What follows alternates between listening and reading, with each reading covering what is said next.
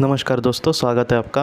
आज हम बात करने वाले हैं दोस्तों कि जो महान लोग होते हैं, जो एकदम पवित्र लोग होते हैं, उनमें और हम में दोस्तों क्या आखिर फ़र्क होता है। इस वीडियो का ज़रा भी ये मतलब नहीं है कि वो हमसे बहुत ही दूर है या फिर वो एकदम ही बड़े हैं, हम उनके सामने कुछ भी नहीं है, ऐसा ज़रा भी नहीं है। अगर हम अपने जीवन में उनके जैसे बनने की कोशिश करें तो ये बहुत बड़ी बात नहीं है। मतलब हमें आराम से हो सकता है, बस उस पे चलना थोड़ा-सा मुश्किल होता है। मैं एकदम बहुत ही मुश्किल नहीं कहूँगा। हमारे मन पर अगर हम अच्छे से कंट्रोल कर सकें तो हम आराम से वैसी ज़िंदगी भी सच में जी सकते हैं। बस होता है ना कि एक इच्छा शक्ति होनी चाहिए। तो आज हम देखने वाले हैं कि ऐसे जो महान लोग होते हैं, जो पृथ्वी पर सच में आते हैं और मुझे नहीं लगता कि वो कभी जाते हैं, क्योंकि रामकृष्ण परमहंस जी की बात करें या फिर स्वामी विवेकानंद जी या फिर बहुत सारे संत तुकाराम, संत ज्ञानेश्वर, संत कबीर जी, ऐसे जो लोग होते हैं, मुझे नहीं लगता कि ये चले गए हैं, क्योंकि आज भी इनके जो साहित्य है या फिर इनकी किताबें, कबीर जी के दोहे, संत ज्ञानेश्वर जी के या फिर संत तुकाराम जी के जो अभंग वगैरह होते हैं, इनमें से जो मैसेज है, उनमें जो हमें उन्होंने दिया है, उससे वो मुझे नहीं लगता कि कभी ख़त्म होगा। अगर आप ज्ञानेश्वरी आपको कभी पॉसिबल हो तो आप पढ़ना। उसमें इस तरीके का मतलब साहित्य है वो, या फिर इस तरीके से उन्होंने भगवान की भक्ति कही है कि मतलब ऐसा लगता है कि एकदम हम उसमें ही डूब जाए, बाकी सब कुछ छोड़कर उसमें ही डूब जाए। इस तरीके का उनका मैसेज है। मुझे लगता है कि ये ऐसा मैसेज है जो हमें हमारे जीवन की जो नैया है वो मोक्ष तक आराम से वो पार कर सकता है। तो इस तरीके की ये बात होती है। तो ये जो संत होते हैं, मुझे लगता है कि हाँ, इनका जन्म कहीं ना कहीं होता है किसी जगह पर, लेकिन वो हमसे कभी भी बिछड़ते नहीं, क्योंकि आज भी ऐसे लगता है कि स्वामी जी हमारे साथ है, आज भी लगता है रामकृष्ण परमहंस जी हमारे साथ है, शारदा माता जी हमारे साथ है। तो उनमें और हम में आखिर फ़र्क क्या होता है? मैं बहुत बार ऐसे सोचता हूँ कि ये लोग मतलब इनमें और हम में क्या फ़र्क है? तो उसके बारे में आज हम बात करने वाले हैं। लेकिन उनमें जो गुण है दोस्तों, वो हम अगर हमें अपने आप में लेने की कोशिश करें तो हम ऐसा इंसान, अच्छा इंसान ज़रूर बन सकते हैं।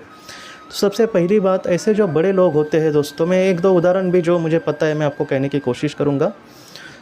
ये जो ऐसे संत लोग होते हैं, वो उनके मन में अपना बहुत ही बड़ा कंट्रोल होता है दोस्तों। सबसे बड़ी बात ये है, जैसे मैं आपको कहूँ कि एक छोटी सी बात कहता हूँ कि कोई एक ऐसा इंसान है जिसको पैसे की बहुत ज़्यादा ज़रूरत है। वो कैसे बेचारा चल के जा रहा है और उसके सामने सुवर्ण मुद्राओं से भरी हुई कोई समझो थैली रखी है, तो हो सकता है कि वो उसको उठाए। बहुत बार 80-90% फ़िलहाल तो एक इंसान की सोच इस तरीके से बन गई है कि वो खुद से ज़्यादा दूसरों के पैसे पे ही ध्यान देता है। बहुत सारे ऐसे लोग हैं, तो वो आराम से उठा सकते हैं। हम ऐसे सोचते हैं कि 80-90% ऐसे लोग जो है वो ऐसे वक्त में उस पैसे को उठा लेंगे।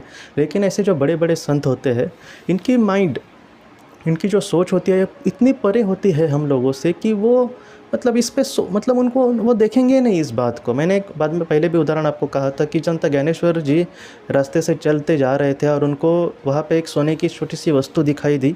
उनको ये लगा कि मैं तो इसको नहीं उठाऊंगा, लेकिन उनके पीछे उनकी बहन आ रही थी, तो इन्होंने बहन को ना दिखे इसलिए वो छुपा कर थोड़ा सा रखा वहाँ पे और वहाँ से चलते जा गए।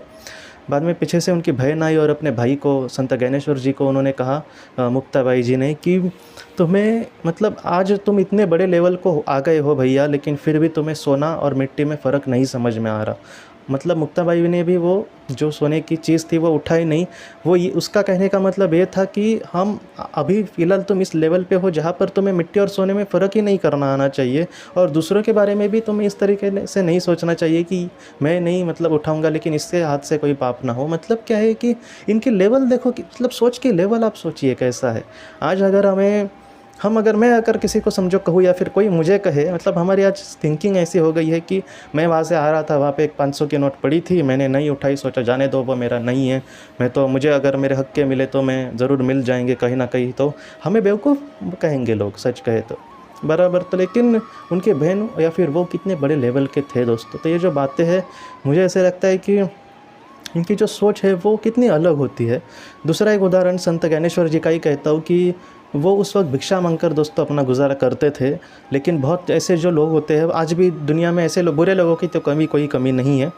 उनको ये लगता था कि जब ये भिक्षा मांगने आए तो बाबा नहीं देनी तो मत दो आप। लेकिन फिर भी दोस्तों, इतिहास ये कहता है, बहुत बुरा लगता है मुझे आपको कहना, लेकिन लोग उनसे फिर भी इतने जलते थे, या फिर उनको लिए उनके मन में इतना द्वेष था दोस्तों, इतना गुस्सा था, या फिर इतना बुराई थी उनके मन में। उन्होंने किसी का कुछ बुरा नहीं किया, फिर भी उनके मन में उनके लिए कितना बुरा होता था कि उनके झोली में दोस्तों लोगों ने गोबर भी डाला है, उनकी झोली में दोस्तों लोगों ने पत्थर भी डाले हैं, मिट्टी भी डाली है।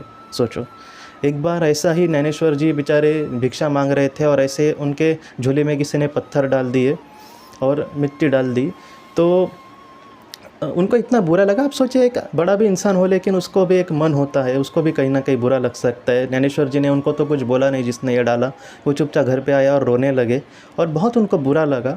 ऐसे वक्त में उनकी जो बहन थी मुक्ताबाई, सच में दोस्तों कभी कभी मुझे लगता है कि इनके साथ जो लोग होते हैं उनको भी हमें उस तरीके से देखना चाहिए।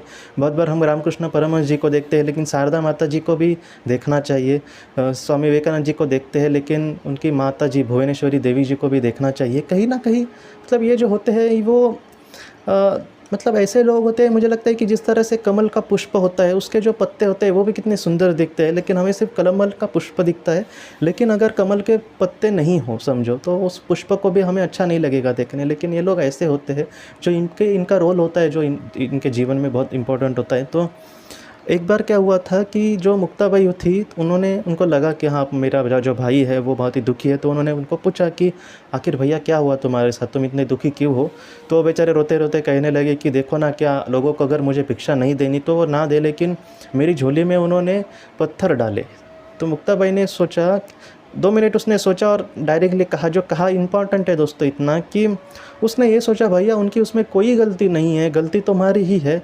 जिन लोगों के मन में पत्थर और मिट्टी ही भरी है वो आखिर अच्छा कुछ कैसे दे सकते हैं लोगों को। मतलब क्या कि मेरे साथ अगर किसी ने बुरा किया तो जाने दो, वो ऐसा ही करेगा, हमें इस बारे में नहीं सोचना चाहिए। मुझे क्या करना, इस तरीके से हमें जीवन में आगे बढ़ना चाहिए। तो मुक्ताबाई या फिर संत ज्ञानेश्वर जी जो है, इनकी सोच किस तरीके से होती है, ऐसे बहुत सारे उदाहरण हैं दोस्तों जो मुझे लगता है कि इनमें और हमें क्या फ़र्क है ये हमें ये सिखाते हैं। मुझे लगता है गजानन महाराज जी, उनके जीवन की घटना ऐसी कही गई है कि ये जो कथा है दोस्तों हमें ये सिखाते हैं कि अगर ये संत जो होते हैं उनकी सोच किस तरीके से होती है। अगर हम वैसी सोच हमारे मन में लाए तो सच में दोस्तों हमारा जो जीवन है उसका स्तर इतना बढ़ जाएगा ना कि हम सोच भी नहीं सकते। हमारी आत्मा है दोस्तों वो आराम से 1-2 लोग भी ऊपर जा सकती है। इतना भी मतलब इंसान के हाथों अच्छा काम हो सकता है कभी कभी, अगर वो इस सोच को लेकर जीने की कोशिश करे। संत गजानन महाराज जी के सामने दोस्तों एक बार उनका जो शिष्य था वो बेचारे बहुत अच्छे थे, वेंकटलाल जी, और वो गजानन महाराज जी के बहुत सेवा करते थे। एक बार क्या हुआ दोस्तों कि उनके यहाँ पर एक इंसान आया, और ऐसे लोग होते हैं ना कि जिनको खामखा, जैसे अभी ज्ञानेश्वर जी के झोले में पत्थर डालने वाले, ऐसे लोगों की तो कोई कमी नहीं होती हमेशा। मतलब अच्छा इंसान जन्म ले या फिर ना ले, लेकिन ऐसे बुरे थर्ड क्लास इंसान जो होते हैं वो हमेशा पृथ्वी पे मतलब बहुत, इनकी तादाद बहुत ज़्यादा होती है। तो एक बार क्या हुआ दोस्तों कि एक इंसान वहाँ पे आया और कहने लगा कि तुम जो भी कह रहे हो वो झूठ कह रहे हो, ये एकदम बुरा है, तुम 1 नंबर के लोगों को फंसाने वाले इंसान लगते हो वगैरह, क्या क्या बोला वो। और संत गजानन महाराज जी शांत बैठे रहे, और वो इंसान बोल के, अभी इंसान बोल के कितना बोलेगा, 1 घंटा 2 घंटा 3 घंटा, उसके बाद वो क्या, और मतलब सामने से अगर कोई झगड़ रहा है तो हमें थोड़ा सा ये भी आएगा एनर्जी, लेकिन वो चुपचाप बैठे और हम कितने बात बोलेंगे ना। तो उस इंसान का भी वैसा हुआ, वो बोल के बेचारा थक गया और बाद में वो चला गया। ये बात जो गजानन महाराज थे वो भूल गए, लेकिन उनके जो शिष्य थे, अभी जैसे मैंने कहा वेंकटलाल जी, उनके मन में वही बात ऐसे। तो अभी गजानन महाराज जी को किस तरह से पूछे तो उस दिन वो चला गया, लेकिन उस रात भर वो सोए नहीं वेंकटलाल जी। और अगले दिन मतलब अभी मन में है वो पूछना ही पड़ेगा, और हमारे अगर कोई करीबी है तो उनसे पूछने के लिए ज़्यादा देर भी नहीं करते। तो वेंकटलाल जी ने कहा कि मैं आपसे ये पूछने वाला नहीं था, लेकिन मेरा मन में अभी रहा नहीं जा रहा। महाराज आप प्लीज़ मुझे बताना कि कल उस इंसान ने इतना आपको बोला, आपको बुरा क्यों नहीं लगा। मतलब उन्होंने आपको बोला तो हमें इतना ज़्यादा बुरा लग रहा था, तो आप खुद को वो बोला तो आपको कितना बुरा लगना चाहिए था, लेकिन आप कुछ भी नहीं बोले, आप अपने ही धुन में मतलब सोच में थे, आपको क्यों बुरा नहीं लगा। तब जो गजानन महाराज जी ने कहा है ना दोस्तों, मुझे लगता है कि हमेशा हम जीवन में सारा सब कुछ भूल जाए, लेकिन ये बात हमेशा हमें याद रखनी चाहिए कि उन्होंने उनसे ये कहा कि देखो मुझे बुरा लगना चाहिए था, बराबर है, लेकिन मैं यही सोचता हूँ कि ये जो जीवन है इसमें मेरा ऐसा क्या है। मेरा मतलब जो खाना मैं खाता हूँ वो ईश्वर मुझे देते हैं, जो मैं कपड़े पहनता हूँ वो भी ईश्वर मुझे देते हैं, ये जो शरीर है वो भी मेरा नहीं है, तो मैं अपने आप को क्या ऐसा समझूँ कि मुझे कोई बोले और मुझे बुरा लगे। सच कहूँ तो मैं अपने आप को कुछ भी नहीं समझता वेंकट, अगर मैं अपने आप को कुछ समझता तो मुझे ज़रूर गुस्सा आता, लेकिन मैं खुद को कुछ भी नहीं समझता। मैं बस उस ईश्वर का दास हूँ जो उस ईश्वर से ही निर्माण हुआ हूँ, और मैं जब इस दुनिया से चला जाऊँगा तब ईश्वर के ही चरणों में जाऊँगा। इस वजह से ये इंसान मुझे कुछ भी बोले, मैं अपने आप को कुछ समझता ही नहीं। तो इस वजह से मुझे बुरा नहीं लगा। तो वेंकट जी ने कहा हाँ बराबर है। उस दिन जो वेंकट जी को सीखने मिला दोस्तों, मुझे लगता है कि हम सबको आज यही सीखने मिल रहा है कि जीवन में हम क्यों अपने आप को कुछ समझे। इस तरीके से अगर हम जिएंगे, समझो मुझे कल किसी ने 4 गालियाँ दी तो मुझे थोड़ा सा बुरा लगेगा, लेकिन उस वक्त मैं ऐसा समझूं कि मैं कुछ भी नहीं हूँ, मैं ईश्वर का ही दास हूँ कहीं ना कहीं। हाँ, गजानन महाराज जितने इतना तो मैं आगे नहीं जाऊँगा ईश्वर के, लेकिन कहीं ना कहीं उनके रास्ते में बहुत ही पीछे, जाने दो वहाँ पर भी कहीं तो पड़ा रहूँगा, लेकिन उस ईश्वर के पे ही वो रास्ता जाता है। तो मैं अपने आप को क्यों कुछ समझूँ। अच्छा यही होगा कि जाने दो। और कैसा है कि समझो मैं कुछ अच्छा कर रहा हूँ और मुझे 4 लोग गालियाँ दे रहे, तो इसका मतलब ये नहीं ना कि मैं पीछे आऊँगा, क्योंकि मैं अगर सच्चे दिल से कुछ अच्छा करता हूँ तो वो ज़रूर ईश्वर तक पहुँचता होगा। तो मैं क्यों, मतलब किसी के मुझे सर्टिफिकेट की भी ज़रूरत नहीं है कि मैं कितना अच्छा कर रहा हूँ या फिर कितना बुरा कर रहा हूँ। मैं अपने आप को क्या समझूँ। तो इस तरीके से अगर हम सोचते हैं तो दोस्तों हम, मतलब हमारी जो लेवल है आप सोचिए कितना बढ़ सकती है। ऐसा जो इंसान होता है वो स्थितप्रज्ञ कहलाया जाता है, जो अपने आप को कुछ भी नहीं मानेगा और अच्छे से कर्म करने की कोशिश करेगा। ऐसा जो इंसान होता है दोस्तों, उसके हाथों अगर बहुत कुछ कर्म मतलब उसने किया भी, तो भी उसका ज़रा भी श्रेय वो अपने आप पर नहीं लेगा। जो भी है वो ईश्वर का है, जो भी खेल चल रहा है वो ईश्वर ही चला रहा है। मैं तो एक बहुत ही छोटा सा, एक आम सा, मतलब एक पत्ता हुआ। इस तरीके से अगर हम सोचेंगे और बहुत ही अच्छा कर्म करेंगे तो आप सोचिए कि हम कहाँ से कहाँ जा सकते हैं। तो मुझे आपको यही कहना था दोस्तों कि हम और उनमें आखिर फ़र्क क्या होता है। तो यही फ़र्क होता है कि वो अपने आप को कुछ भी नहीं समझते। वो अपना बहुत ही बड़ा, वो दुनिया का सबसे बड़ा प्रोजेक्ट करेंगे और कहेंगे ये तो मैंने नहीं किया, ईश्वर ने मुझसे करवाया है। ऐसे जो इंसान होते हैं, इनको अगर कुछ भला बुरा कहे तो वो ये कहेंगे कि भाई मैं तो स्थितप्रज्ञता की ज़िंदगी जी रहा हूँ, तो मुझे कितना भी बोल, मैं सच्चा, कितना सच्चा और कितना झूठा हूँ वो ईश्वर को पता है, तो मुझे क्यों क्या लगना चाहिए। तो इस तरीके से जो महान इंसान होता है वो इस तरीके से सोच होती है। और मुझे लगता है कि इतना बड़ा तो नहीं, लेकिन कम से कम उनका 10% भी हम अपने जीवन में कुछ करने की कोशिश करें तो हम बहुत ही जल्दी दोस्तों आगे बढ़ सकते हैं।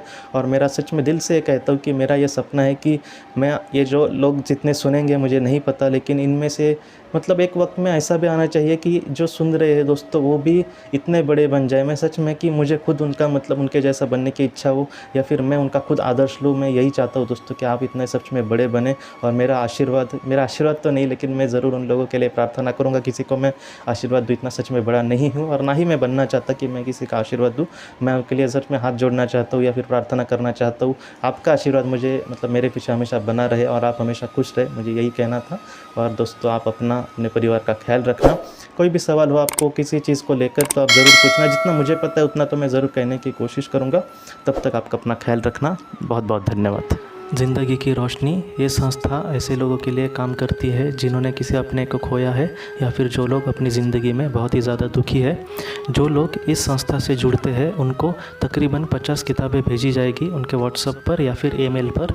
ये किताबें आत्मलोक या फिर मौत के बाद हमारे साथ क्या होता है, इन सारी चीज़ों की आपको पूरी तरह से जानकारी देगी।